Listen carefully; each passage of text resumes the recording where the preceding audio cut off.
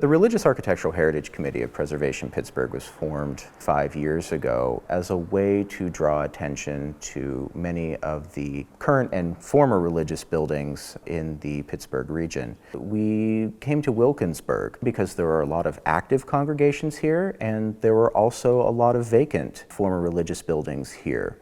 The purpose of the Sacred Spaces tour came about as a way to get the community actively engaged in viewing these buildings, experiencing these buildings, and allowing their congregations and congregants to speak to the public, to tell the story.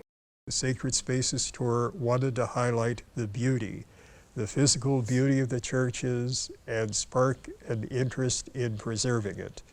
The churches are so much more than just another building on a corner somewhere. These are the churches and the structures that help heal the wounds of the community. These are the structures that help build the young people up to being somebody that cares about where they live and cares about the neighbors and cares about even people they don't know. These stories celebrate the history of the congregations that occupy these buildings, but they also examine the difficulty that comes along with maintaining historic structures. One of the points of Sacred Spaces tour is to let people know how wonderful these buildings are, how irreplaceable they are. Those kind of things aren't built these days. And also what they mean to the community and what they would mean if they weren't here in the community. Experiencing them, both inside and out, is one of the most important things that you can do to build an understanding for why historic preservation is so very important to the community and what it can do to enrich a community. Be aware of your surroundings. Be aware of what it is that makes your community important to you. Because when people care about their community, that's when change happens. That's when preservation happens. That's when we all move forward together.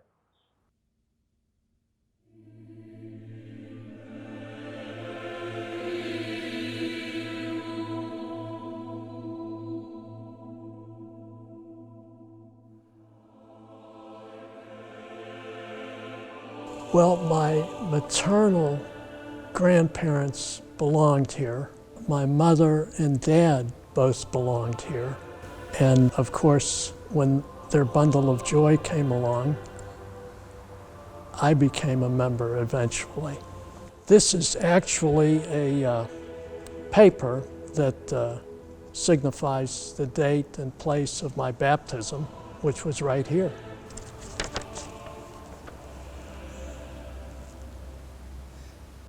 Well, this church, back in the day when it was Mulberry Church, and prior to that it was Second Presbyterian, was a real mecca for many people in Wilkinsburg and out in the outlying areas as well to come to church.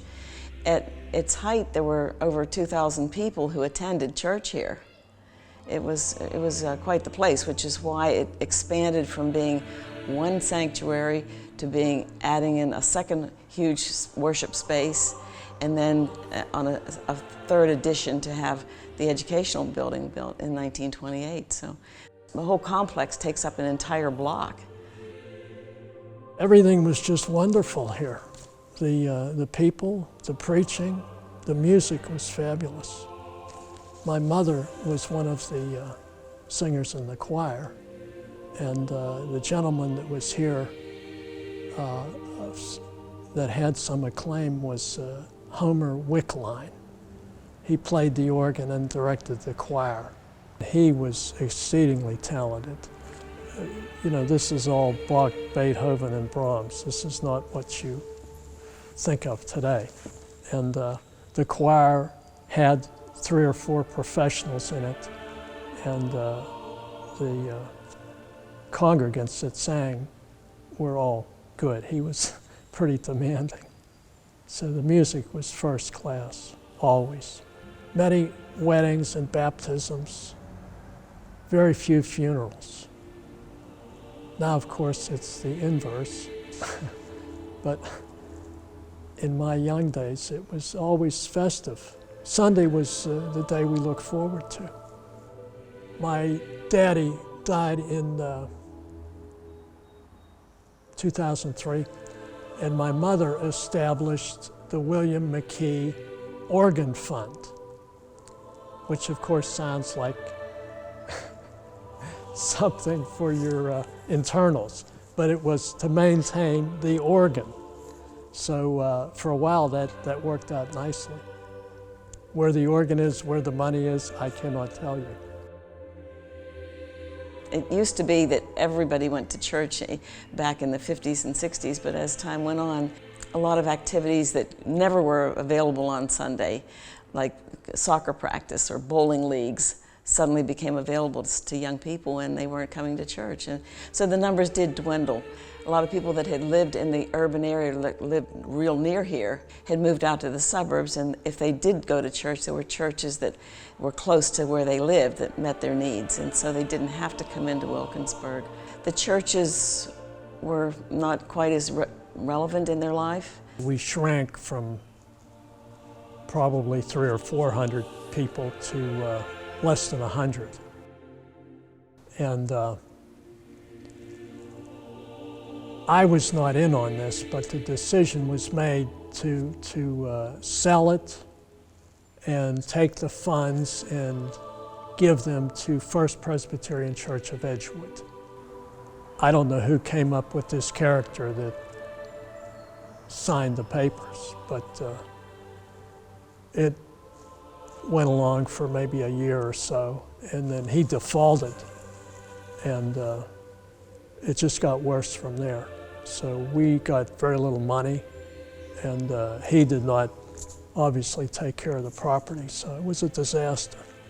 Hopefully this doesn't ever happen anywhere else again. I grew up on South Avenue, the 900 block, and my grandmother came here, my aunts, my cousins. This was the family church. Once we just saw what the prior owner was allowing to happen in the church, really these men just coming in with chainsaws and rotary saws, just ripping through all the pews in that main sanctuary and just leaving them piled, and if they couldn't get it out of the floor, they'd just rip it, and then the pieces they did. Anyway, it was a pile of junk. But when you have a couple community members like Annalise and I, and we're just like, no. No, you can't do this. This is a community asset, and we're going to make trouble for you. And we did, actually. So we took the owner to court, and we basically sued him for irresponsible behaviors.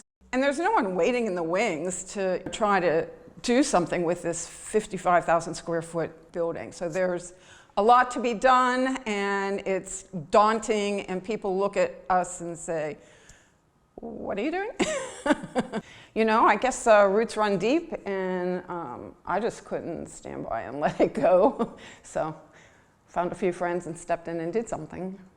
This church is a beautiful, beautiful example of what can be built with stone. It's a magnificent structure. It has a huge tower in the corner. It has a very imposing look to it. It was built with love and, frankly, a lot of money back 100 years ago, but it was built to last for centuries. They were assuming, of course, that the roof would have no problems and that it would be maintained, and that was the problem over the last 20 years, is that when the roof developed leaks, the prior owners did nothing about it.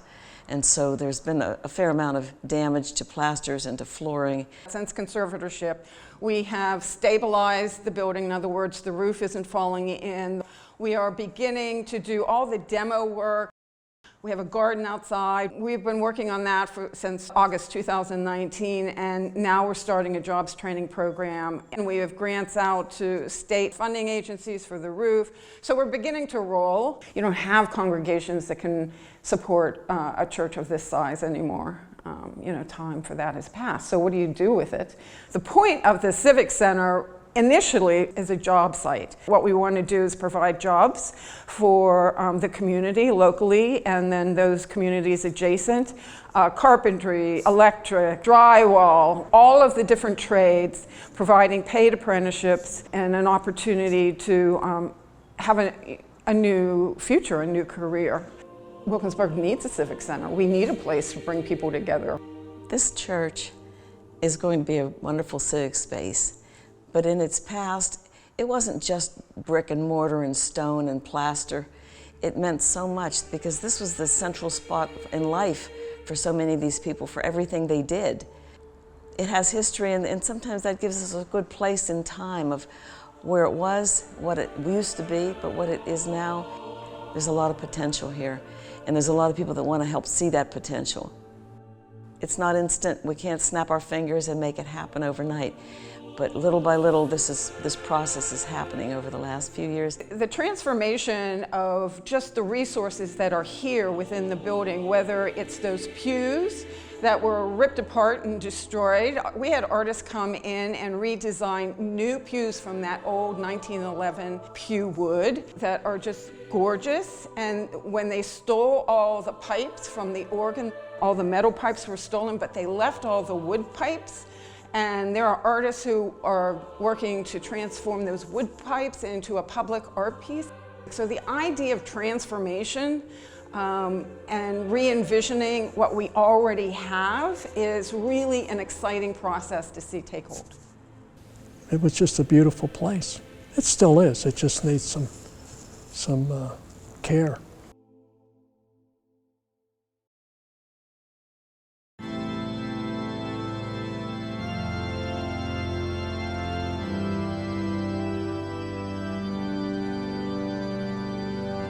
I am the priest here at St. Stephen's. I'm entering into my 3rd year, and it's been a very affirming experience and a beautiful church with a beautiful, close-knit family of parishioners. We came 20 years ago. We immediately became the Sunday school teachers. So I was Sunday school teachers for many, many years. And then as my kids got older, then this past year, they needed a parish ministry coordinator. So I assumed that role. I've been going to St. Stephen's Church now since I was 3 years old. That's over 60 years. Both my parents and my sister are buried in the memorial garden outside. It's a wonderful choice, Gothic architecture, because in my study of ecclesiastical architecture, it's the only style that was designed specifically for a worship space. It's a very acoustically alive space with its hard surfaces, tile in the center aisles and wood underneath the pews, and it has a way of capturing a decent amount of outdoor light and bringing those beautiful colors of the stained glass window into the floor and walls of the church. For a person, when they first come in, it kind of sets the mood, I think, pulling the heavy door and hearing it squeak as you go from the hustle and bustle of a redeveloping neighborhood into a staid, beautiful, calm, quiet, and peaceful space to worship. This church started actually in a laundry over about a half a mile from here, and that was back in the late 1800s. We started having a church right here in this site in 1880s. This beautiful church was opened in 1903, and it's been thriving ever since. We started off with just colored glass windows, and as time went on, we replaced those with stained glass stories. So every single window tells a story from the Bible. It's a gift of love because these were mostly donated by parishioners who wanted to see the church be more beautiful, and they would contribute money towards that. Stained glass was kind of an important thing just in churches anyway, to block out the outside world when you're in here worshiping. And also in Pittsburgh, it was particularly important because Pittsburgh was such a sooty city back in the early half of the last century. So you didn't look out and see gloom and dirty air. You saw the stained glass beauty. We have a beautiful illuminated cross at the transept as you're going from the body of the church up into the nave, which is unique. I've never seen one anywhere like it. We have a stone baptismal font that was from our original church in the 1880s. That's an important part of the beginnings of life here for any new parishioner to be baptized from that baptismal font. Further over in what we call the morning chapel, which is a smaller section of the seating area of the church. There's a beautiful bronze plaque on the wall that says, "In His Garden." And those are the names with the birth and death dates of each of the people whose cremated remains are in the memorial garden. It just looks like a side yard to the casual observer, but it's really the burial ground for 47 people in our church, the cremated remains of those people. And it was important to my family, so 3 of my family members are there. It was something we wanted for a long time, to be able to have people stay with this church as long as for eternity, have their ashes here for the eternity. And so after a few meetings with Borough Council, that was approved. There was a woman named Lillian Cowan who was a longtime parishioner, and she really took that under her wing to make that happen, so that people could have that option of being buried right here in the church grounds. It's very sacred ground, really. So I've been a priest since 1999, and this is the first parish I've ever been to that has its own memorial garden for cremains, and I think it's wonderful. There's a cross and a little bench. A person can kind of spend time there and reflect. The fencing around it gives a framework for the space, and it provides a sense of connection between those who have been here and those who are left behind. It's very special to be able to go there and see and remember those people, because I knew all of them. As you're coming in the front door of the church on the entrance on Franklin Avenue, the words over the door say, "And His house shall be called a house of prayer for all people." Little carved letters that span from one side of the doorway to the other.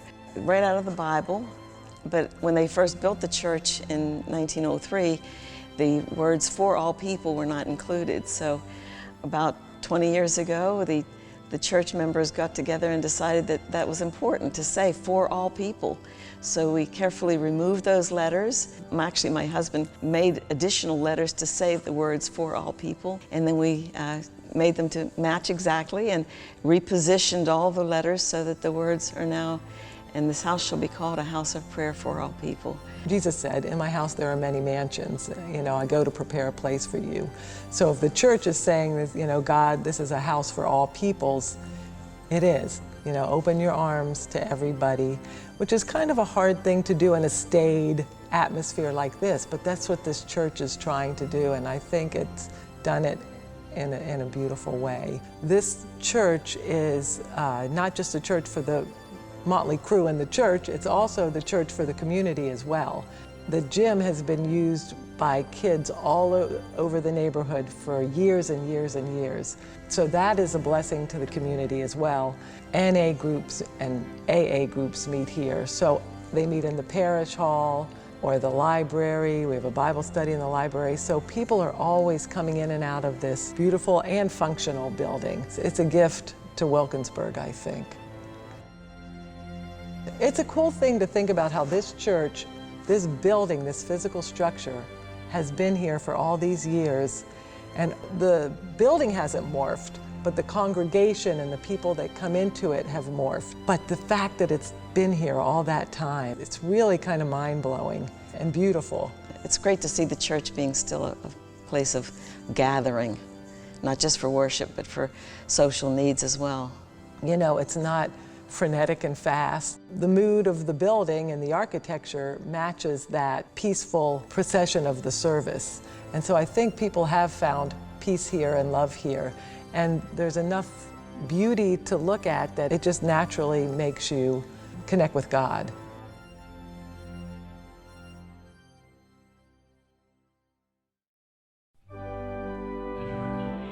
When I was a child here, it was not easy to get a seat in the sanctuary, either on Sunday morning or for special things. The worst time was trying to find a seat in the sanctuary on Christmas Eve. It was almost impossible. As an organist, there were things I loved about that. When I came here, the tradition had been that the organist would play a half-hour recital before the Christmas Eve service because so many people had to come early to get a seat. So I was able to keep that tradition going for quite a few years. It was fun for the organist. I was baptized in this church. I was married in this church.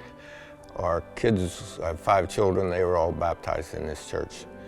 And at this point in my life, a lot of my good friends I met through the church. It's a church that over the years has been a very welcoming church, a very accepting church. One of the things that I love about this congregation is their openness to all of God's people. And we don't just accept, we celebrate every individual that comes through the doors of South Avenue United Methodist Church. And the congregation is very much open to the LGBTQI plus community. I cannot say who is welcome and who is not. Only God can do that, and God says all. And when God says all, it means all. The Methodists started in Wilkinsburg longer ago than any other congregation, with the exception of the Presbyterian Church that started up in what's now Churchill. They had originally built a Methodist church, the first church in the entire, what was not a borough at that time, the village of Wilkinsburg. They were given land by James Kelly and built a one-room church, but they outgrew that very quickly. Sold that one to the Baptists and built a church right here on this very site. Unfortunately, it was only there about 15 years. Massive fire, and then they built again, and at that time they knew they needed something much, much larger, and they ended up with this magnificent, magnificent stone church. It was an expandable church because over the years they have expanded it and added on in the 1920s, they added on again in the 1960s, a huge addition, because education was always an important part, mission as well. At one point there were over 3,000 people actually attending, and that's because it was growing so fast that they also were the mother church to 6 additional churches. Some of them were in Wilkinsburg and some were just outside of Wilkinsburg. Well, I've been a part of South Avenue Church for 78 years, starting at age 3, but with a little 10-year defection to other churches who needed organists at the time. In 1970, I came back to South Avenue to be the organist who had been the light of my life retired, and I was able to take her place. We have had a wealth of wonderful singers who have been willing to be part of the South Avenue Choir. I am 80. 2/3 of my choir are older than I am. There are not very many of them now, but they still sing beautifully. Many of them are capable of doing solo work, and the 13 of them that I have now provide beautiful music. They are willing to tackle anything I give them to tackle. Sometimes it feels like the choir is the church. Most of the members have been longtime members of the choir and the church. We have 3 couples, maybe 4 in the choir who they've been married over 50 years and have been in the choir for over 50 years. You don't see that, you don't hear that. It's not that we're just singing the melody and we learn this music. Like I said, it's a challenge. And that's what makes us unique.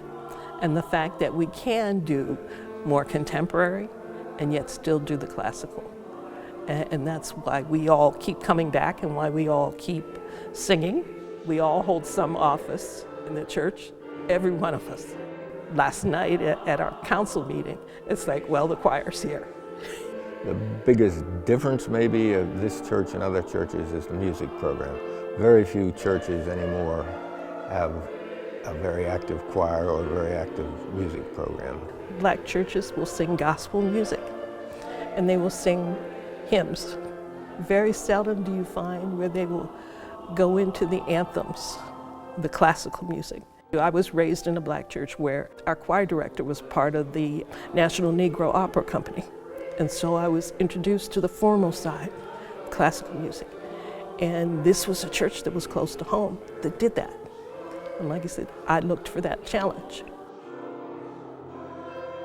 Most of them are older than me and are very dedicated Their ministry is phenomenal. I can always be reassured that if the sermon falls flat, the choir will not.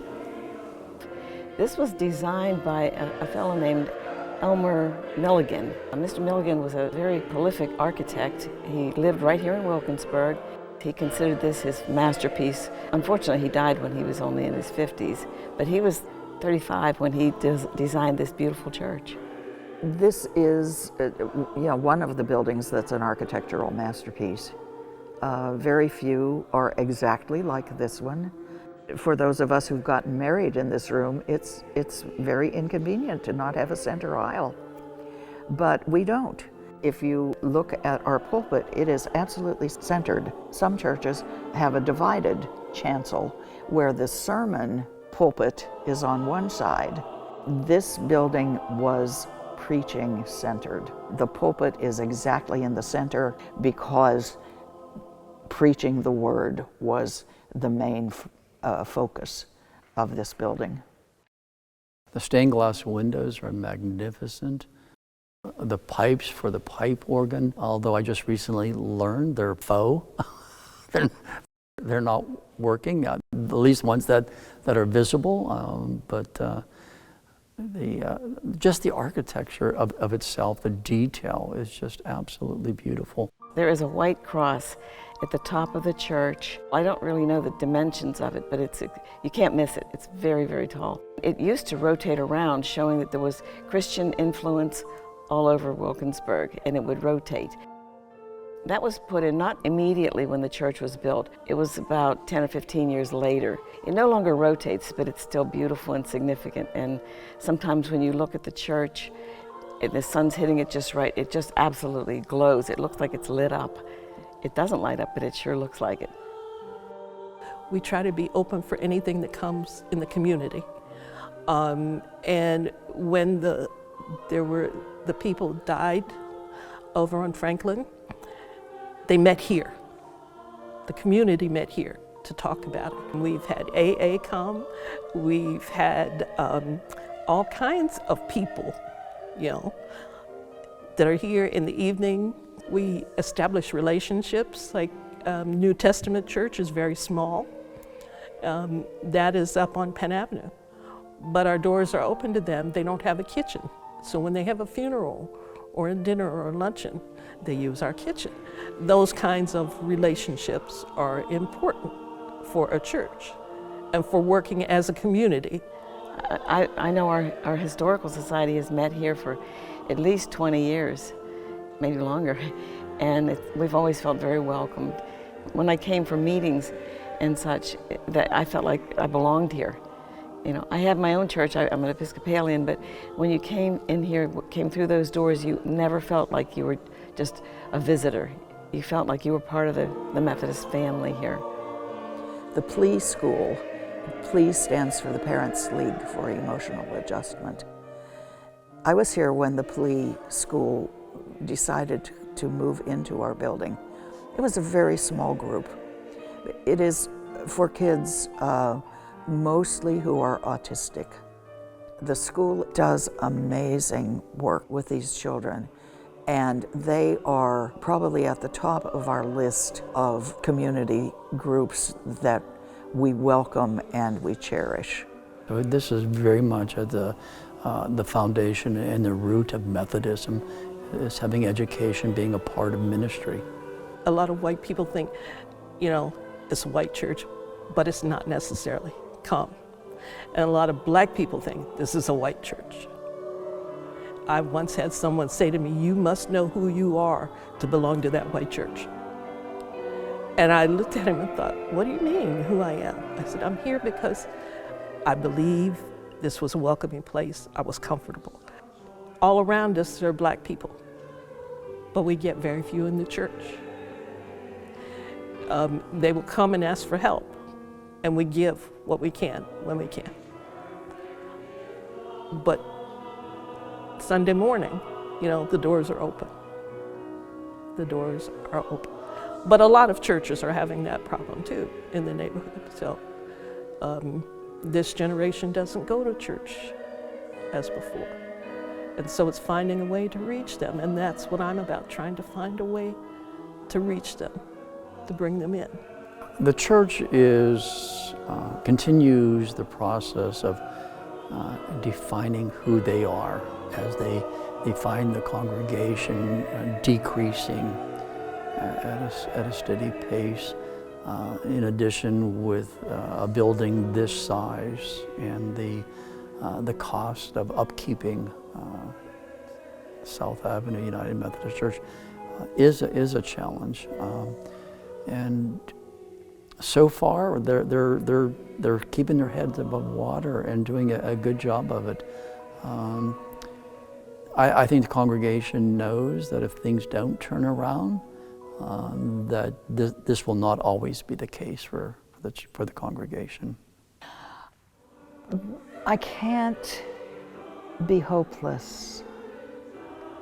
I know that our congregation is shrinking. Eventually, we, as a congregation, probably will not be here. The building will, and the Pittsburgh Conference can decide what they would like to do with the building when we can no longer be here in it. Here is where folks have brought their babies to be baptized. Before that, this is where they came to get married. This is where parents and grandparents were buried from. This is where folks joined the church. Their whole spiritual journey is tied up in this church, and that is extremely important to that spiritual journey. This is a sacred space. This is a safe place. This is home. The building itself, you think, well, it's just a building, but it's a little more than that. I know over the years, because of the dwindling congregation and so on, we've had plans. What are we going to do? Do we want to sell the building? Do we want to build something else? Do we want to meet somewhere else? And there's a lot of hesitancy for those kinds of plans because you have such a connection with the brick and mortar and the windows and obviously the people. But the building is an important thing. You know it, it's home, it's been there forever, and so for someone like me that's also been here forever in my life, the building's an important thing. They certainly understand that the church is a building and the folks in actuality are the church. The two go hand in hand.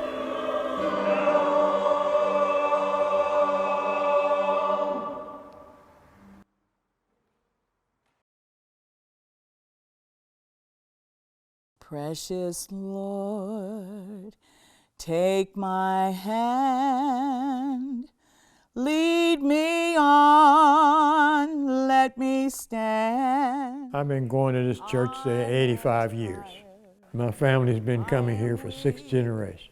Everybody, my brothers, my sisters, my uncles, my aunts, my grandparents, everyone in my family just about. I remember my mother telling me, you can't go to church because you haven't had a bath and you're dirty. So I waited till they got into church and I snuck in. And as I was sitting there, she turned around and saw me and she told me to get up and go home. But the pastor told her, don't chase that child out of church. And I remember that. We lived right on Glen Avenue, right up the street there at the time. So that was my first recollection of being in this church. St. Mark AME Church was the first predominantly African-American church in Wilkinsburg, founded in 1912.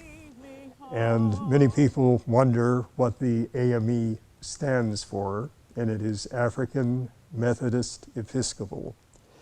The denomination has a very interesting history, founded in 1787 in Philadelphia by a slave under very trying circumstances. My association with this branch goes back to 1960. My father was a pastor here, We lived in a house that is connected to the church. I used to remark that I could almost literally fall out of bed and land in church, and that wasn't too far from the truth if I, rolled down the steps. And during the crisis in the 1960s, when Reverend Martin Luther King was assassinated, we had the mayor of Wilkinsburg, I think for the first time, visit this church and tried to establish, and did, a center of calm, because not only the borough, the entire country was in a state of upset. And I think that prodded us into seeing that we do have a very logical and important role in what goes on in this community. We do have an influence. Pastors in our denomination every year are subject to being moved from church to church. But my father remained here for 16 years. Every year when we would go to the conference and see if we were going to change, our members petitioned the conference to have him stay here. And he stayed here until his passing. We moved to Wilkinsburg. We were a family of 10 children. In 1943, I think it was. And in 1944, the pastor of this church, who was Reverend Butcher, came and asked my mother if the children could come to Sunday school. And my mother said, if they want to go.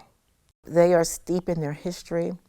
They have a foundation from which to stand. They have what, if you look at Hebrews, a cloud of witnesses that have gone before them who have really laid the foundation. That's what you need. You can visit other places and you don't feel that solid foundation, but St. Mark has a solid foundation, a true history in which to stand on. It's not just bricks and mortar.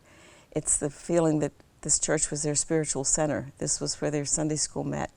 And like many of the churches in Wilkinsburg, this was where the children grew up and learned their morals and learned how to behave themselves and learned how to care for others.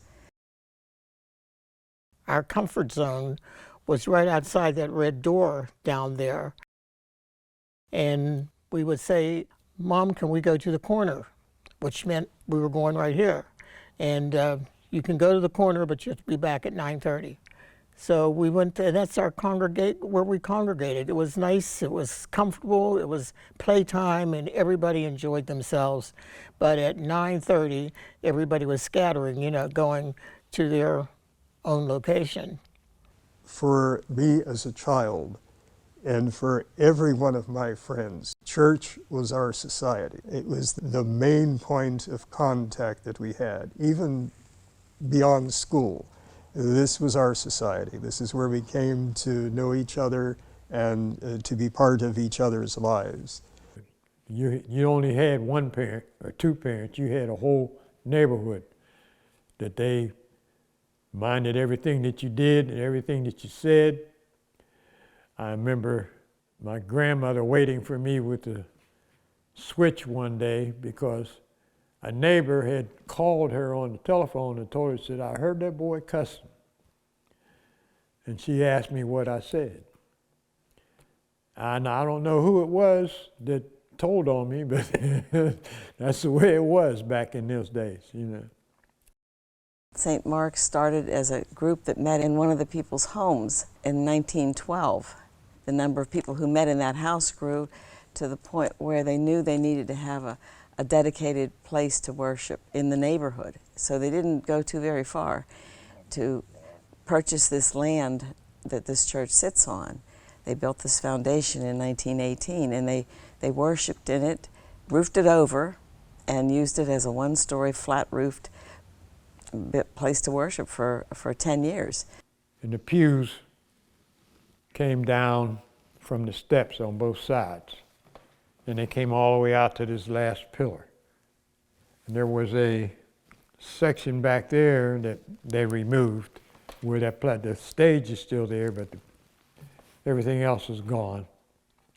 And The only thing I can remember, it was cold down here. You know, all we had for heat was that potbelly stove set right in that corner there. And I do remember how I had to come over here with my father every Sunday morning, build a fire. And I remember coming over here to shovel the coal to put in that coal bin back there. And, you know, that was every August. The first week of August, the second week of August, all you'd see was this big mound of coal. And I said, oh man, it's coal shoveling time, you know. Our church had a reputation for our choirs. We were always invited somewhere. Getting into the junior choir was, you know, something that I said, oh boy, this is really great. We had a male chorus here that at one time we had 13 members. We traveled all over Pennsylvania. We went to Maryland, we went to Chicago, West Virginia. We had another group that I was more or less responsible for called The Other Group. We started out with 4 of us singing, and we sang all over the city of Pittsburgh. Once we became known, we were just going all the time because everybody wanted to hear The Other Group. We originally wanted to call ourselves Charlie's Angels because our pastor at that time was Reverend Charles Buckner. But being as they had Charlie's Angels on TV, they thought that was a little risque, so we settled for The Other Group. The street adjacent to here, Swissvale Avenue, it was a very narrow street, so 1926 and 27, that street was widened, and the neighboring church around the corner, which was Calvary Presbyterian Church, went from having a very nice side yard on Swissvale Avenue to having their church sticking out over the sidewalk. So they really had no yard at all, and they didn't like that, and they really wanted to not be right smack on the street. So they decided they would remove the building and build a new church. But what they did was they felt they needed to build their church first, the second church that they would be using. So Calvary built a new church, and then they were ready to tear down the one they had. And that's when the people of St. Mark AME asked if they could purchase those building materials to build their church. The building was carefully deconstructed, and all the members of this church got their own wheelbarrows and went over to the site where the church had been dismantled carefully. And they brought the doors over, and the stained glass windows, and wheelbarrows full of brick. And they just kept, all the parishioners participated in that. Rather astonishing that they wanted to be hands-on, to be part of the new worship space they were developing. So they had their dedication, I believe it was in 1928, when this church was finished. And from what I was researched, that it was the new design of this church was one of the very early, only African-American architects in the city of Pittsburgh. It is so ornate. Even if you look at the structure of the bricks that line the top of the building, that was someone who really thought that out. It didn't just happen. And if you walk inside the building, the light that comes through the windows is absolutely warming. It's inviting. If you've ever been in a place where you have no windows and the brilliance of the light doesn't come through, you'll sit there.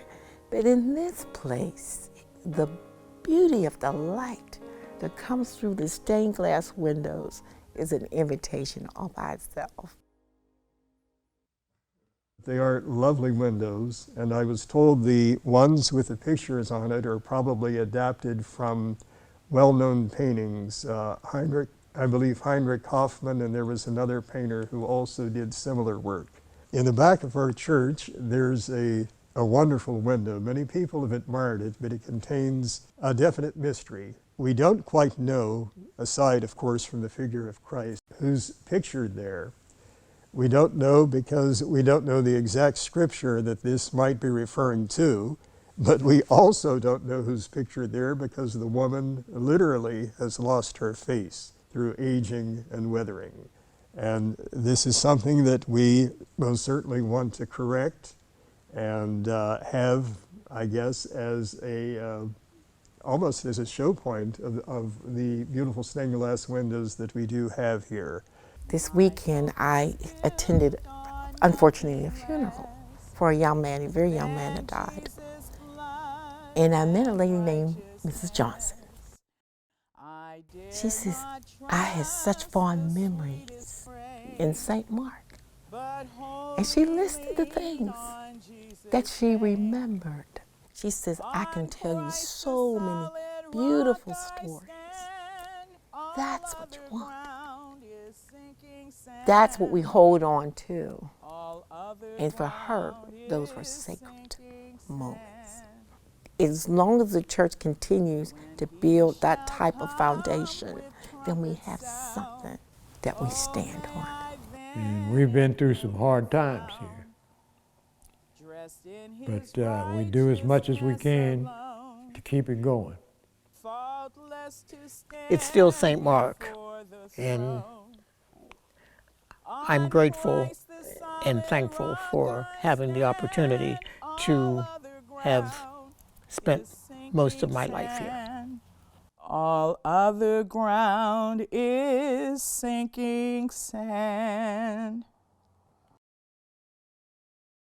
We're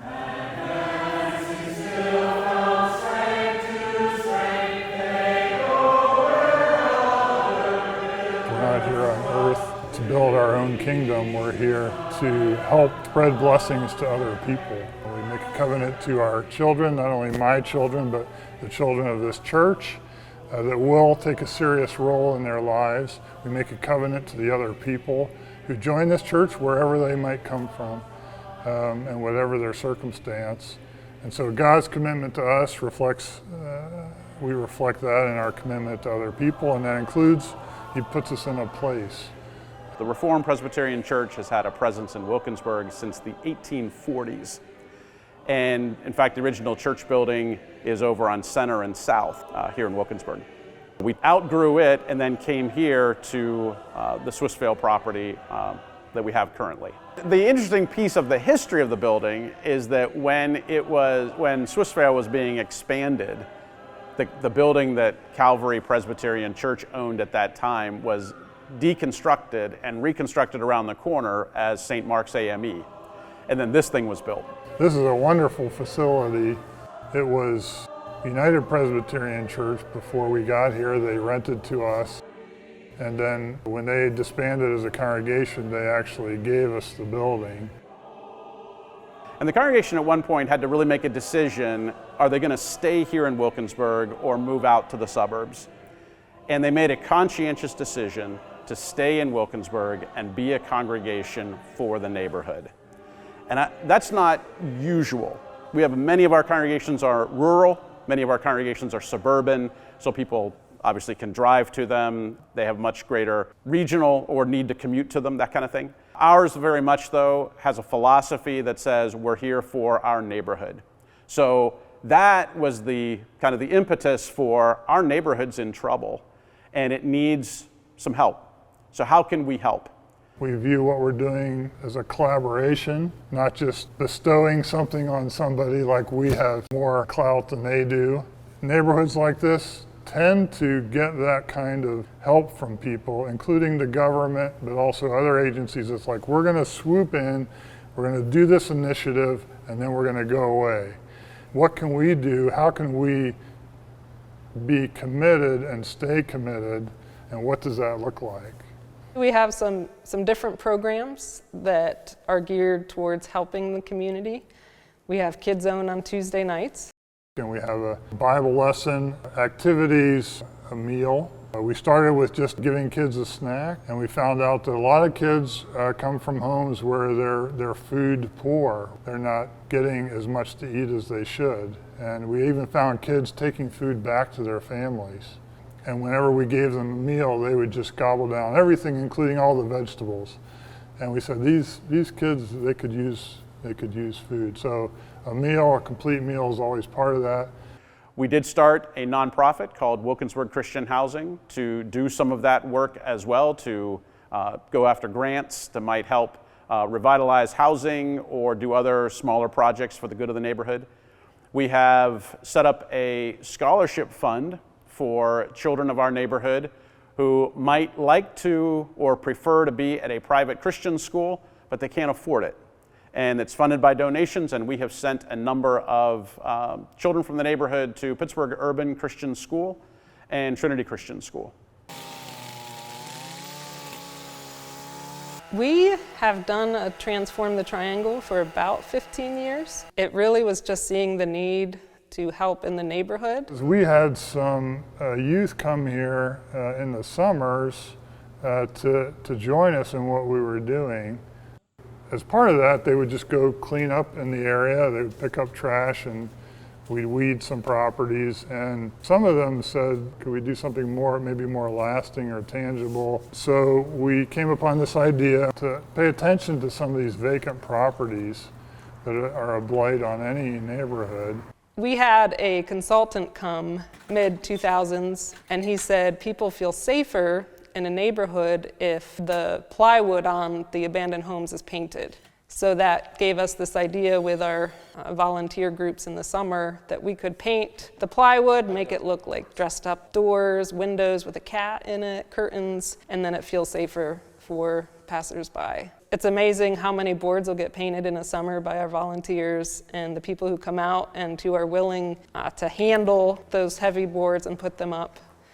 And so we thought, well, that's something we can do to help protect and preserve the neighborhood until such time as people can move into those houses or they can be demolished in the case that they're too far gone. What's happened is we've gotten a lot of community support.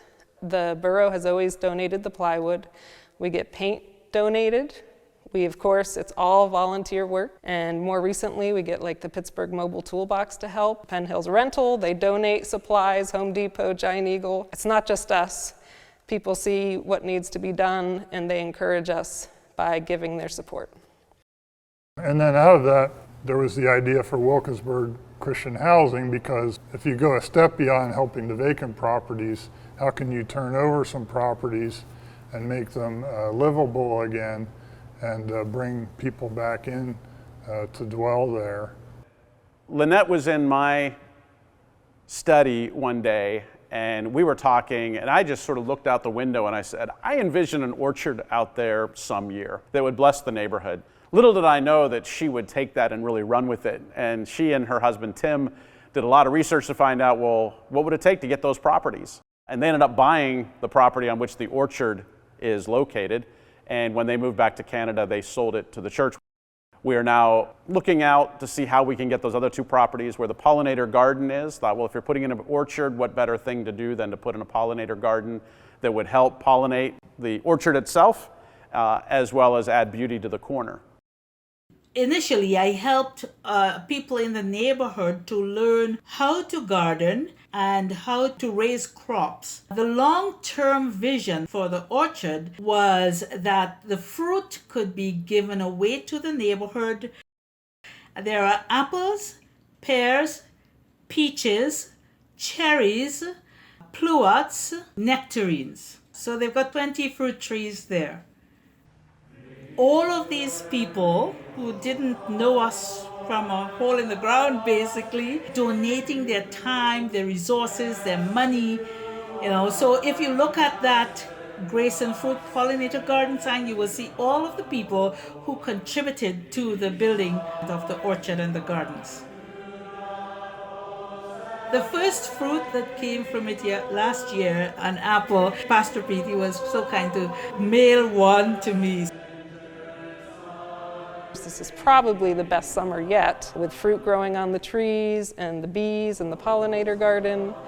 Just what that was even 10 years ago. And now it's transformed into a garden. And with the Strong Neighbors Committee, I definitely think we have a vision and we can work towards achieving it because we have a good thing here. And if you can build on that good thing, we're going to get stronger.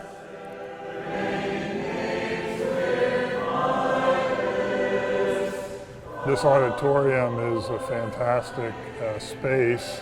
It's beautiful. The singing reverberates to the ceiling. So one of the first things that people will recognize or see when they come and join us maybe on a Lord's Day morning for worship is unaccompanied singing of the Psalms. And it's beautiful. We have a beautiful building that amplifies that and highlights that fact.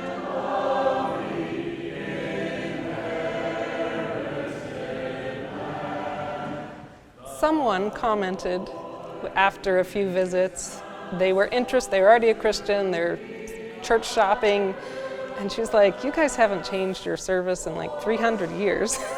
And then, yeah, that's us. We've never used musical instruments in worship as a Reformed Presbyterian church, and we don't use a choir up front, and we really just use our voices as our instruments to God. We'll never change that, and we're just going by what we believe the Bible says about how you are to worship God. And because we don't have instruments, you have to learn to sing well. And we sing in 4-part harmony. We have the bass, tenor, alto, and soprano. And you won't hear better singing in a congregational church than a Reformed Presbyterian church. And Wilkinsburg is blessed because they have one right here at 1300 Swissvale Avenue. This is a building, this is concrete and glass and wood. There's nothing about it to be revered in and of itself. What we believe makes a space sacred is the presence of God. And so at this point when the building is just about empty, it is an auditorium, but when the people of God gather here, it is a sacred space. We are totally committed to Wilkinsburg and doing what we can to make it a better place to live and work and play and worship, and we're glad to be your neighbor.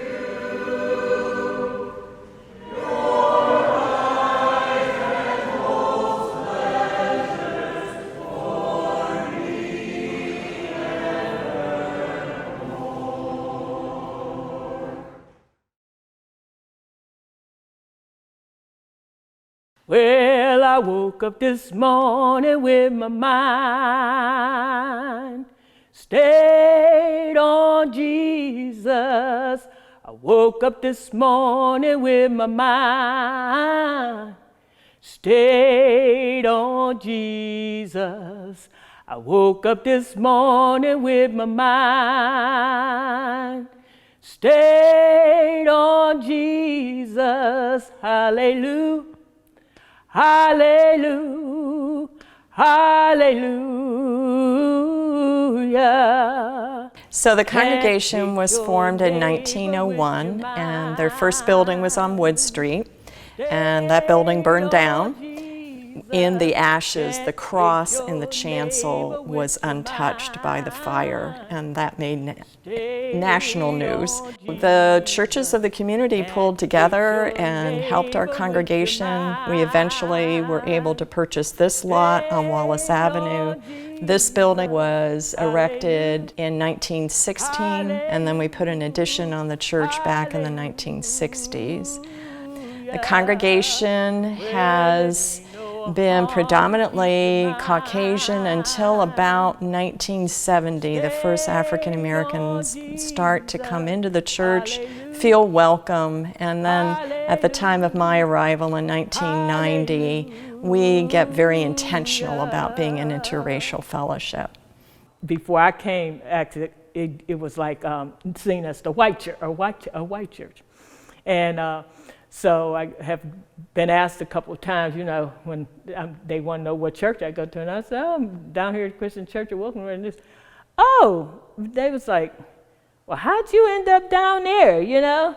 And I said, well, I laughed because I told them the best way I can tell you, I said, look, I was following Jesus, and that's where he led me. You know, because it wasn't about it being white or whatever, and it was about, Lord, where do you need me?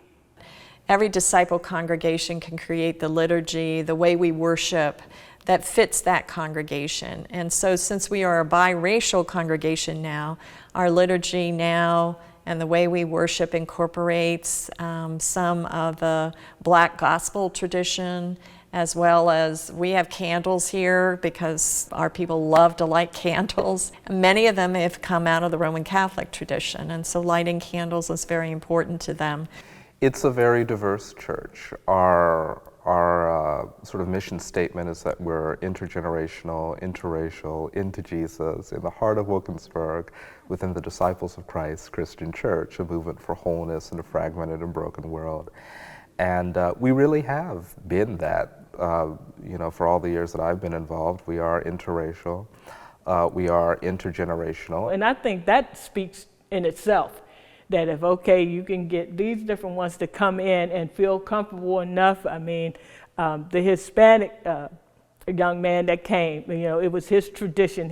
And it grafted. It was his tradition that when you read the Word of God and different stuff, that you're standing on your feet, giving God that reverence, And so, hey, we started off, instead of leaving him standing by stuff, we all started standing. When it came to that, we just blended in. Wherever churches are gathering together, there's probably a little disciple church like this one pulling folks together. So in Wilkinsburg at the end of the 1960s, when the racial unrest unfolded after the assassination of Dr. King, this church and a few of the other lead Protestant denominations got together and formed the Wilkinsburg Community Ministry, and we have been part of that ministry ever since. What can we do together and need to do together that none of us by ourselves would be able to do?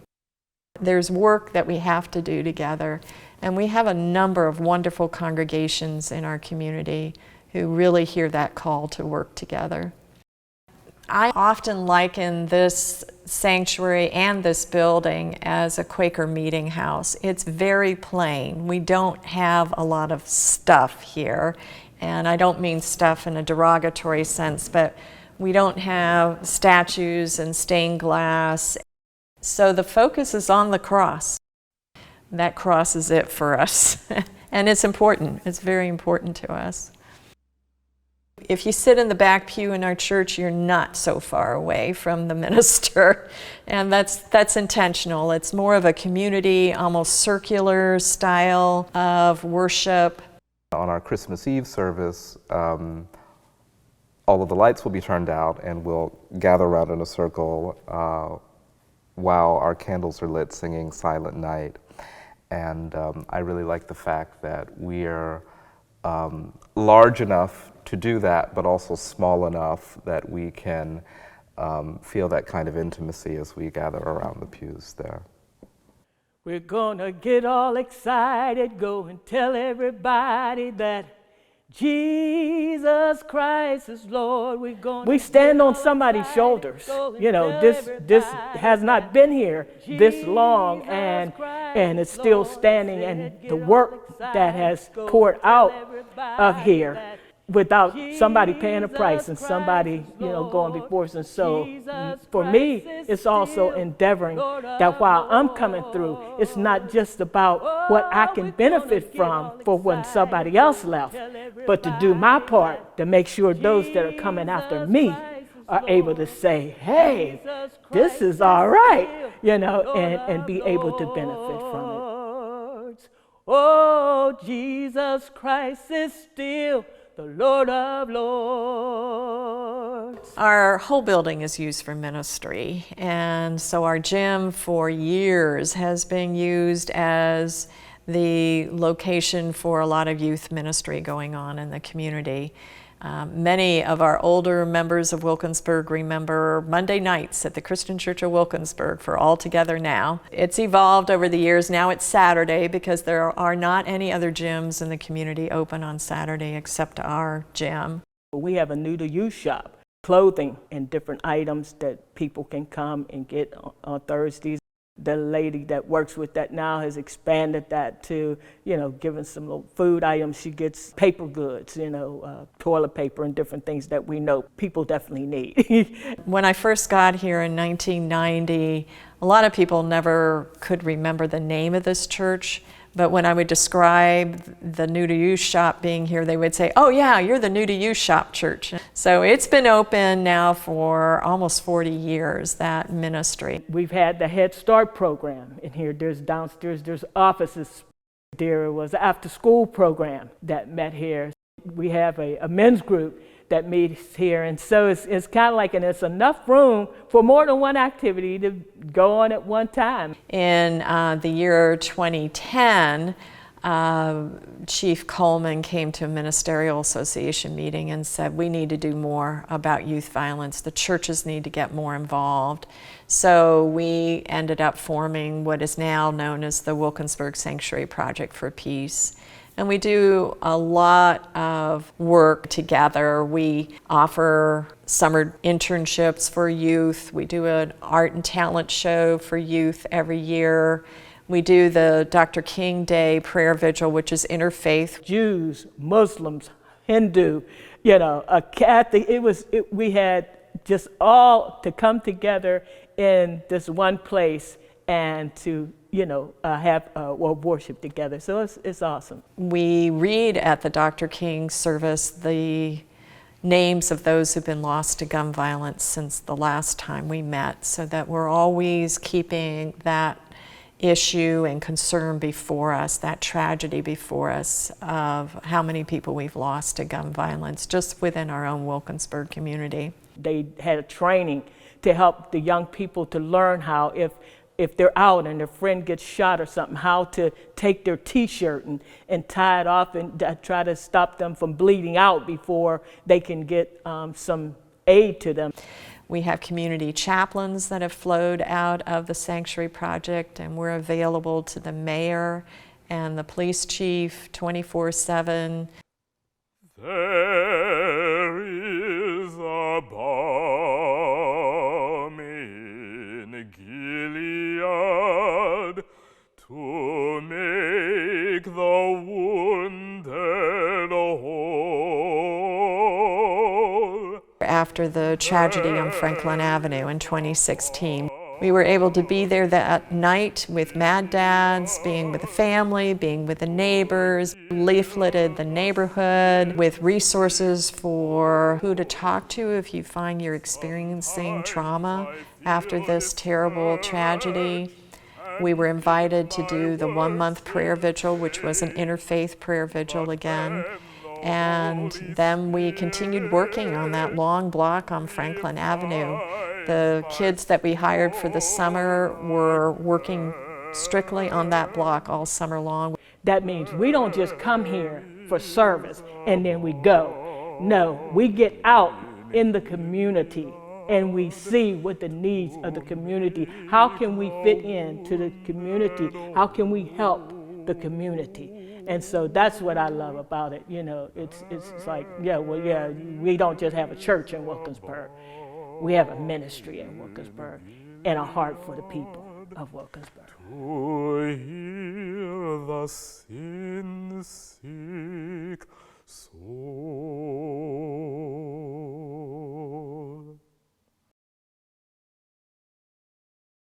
Steal away, steal away, steal away to Jesus.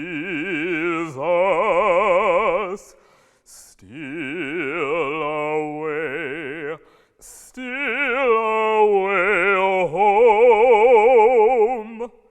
I ain't got long to stay here. My Lord, He calls me by the thunder. The trumpet sounds within my soul. Steal away, steal away home. I ain't got long to stay